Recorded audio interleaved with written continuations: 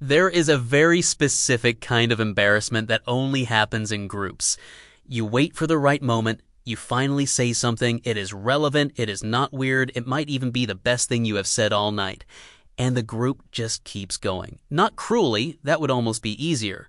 No one laughs at you, no one tells you to stop talking. Your sentence simply disappears, like you dropped it onto carpet. For years, I thought this happened because I was not confident enough in groups. Then I noticed something strange. The people who were best at group conversations were not always louder, funnier, or more interesting.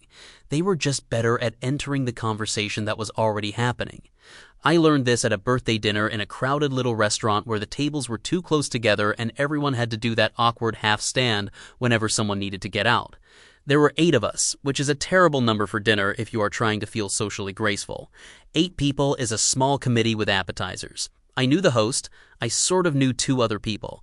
Everyone else had that relaxed confidence of people who had already survived the awkward part before I arrived. So I did what everyone tells you to do. I listened. This is the advice, right? Be a good listener. Do not make it all about you. And for a while it worked. Someone named Ben was telling a story about a trip to Portugal where everything had gone wrong. The rental car was late. The Airbnb key was in a lockbox behind the wrong building. Someone had almost left a passport in a cafe. Everyone was laughing. I was laughing too, but slightly late, which is one of the purest signs that you are socially nearby but not socially inside. Then I heard something I could connect to. I had a story like this. Not an incredible story, but it was relevant. It fit the topic. It was a normal human contribution.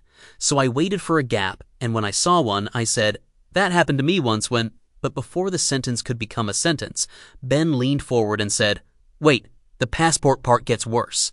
And the whole table snapped back to him. My words did not get rejected. They did not even get enough attention to be rejected. They just vanished. So I did the only dignified thing available, which was pretend I had never started speaking and become deeply invested in the water glass. If you have ever had this happen, your brain probably gave you the same explanation mine did. They do not care what I have to say. And sometimes, yes, some groups are closed. Some friend groups are not circles. They are walls arranged in a friendly shape. But a lot of the time, that is not what is happening. You are not being rejected. You are entering through the wrong door. There is a concept in conversational analysis called the conversational floor. It basically means the shared space where a conversation is happening, who has attention, what tone is active, and what kind of contribution makes sense next. In a one-on-one conversation, the floor is simple. I talk, you listen. You talk, I listen. In a group, attention moves like a spotlight. Nobody is officially controlling. It gathers around one person, one joke, one tiny phrase everyone suddenly starts repeating. And this is the part I missed. Groups do not just follow topics, they follow threads. The topic at that dinner was travel, so I thought my travel story fit, but the thread was not travel. The thread was, Ben's passport story is escalating, and everyone wants the next beat.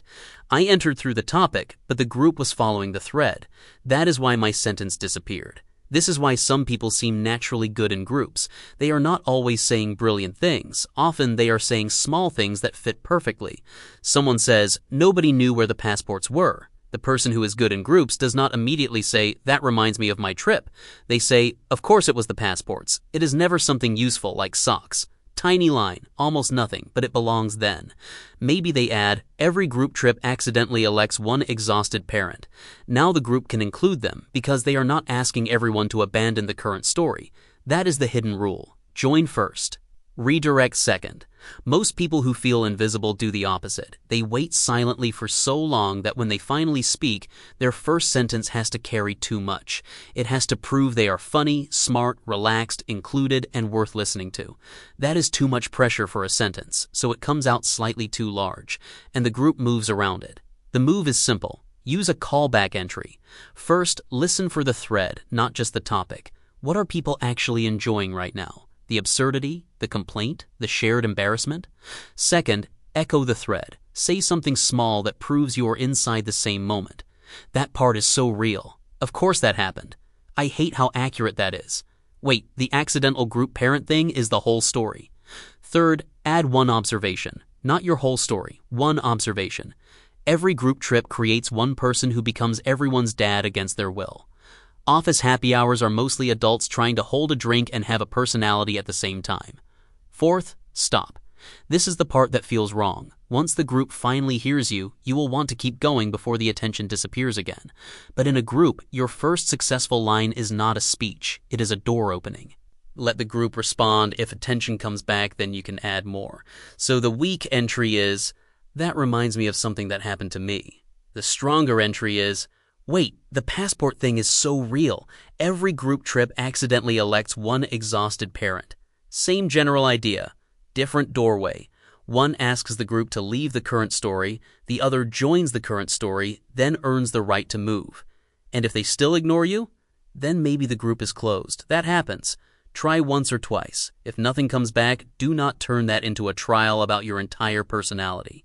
Find one person, start a smaller conversation, get water, leave with your dignity intact. The goal is to stop thinking you are invisible because you lack something fundamental. Sometimes you just entered through the wrong door. So the next time you are standing at the edge of a group, waiting for the perfect gap, do not start by trying to become louder. Find the thread. The topic is what people are talking about. The thread is why it has energy. Enter through the thread. Echo it. Add one small observation. Then stop before you try to own the floor. You do not need to force the room to notice you.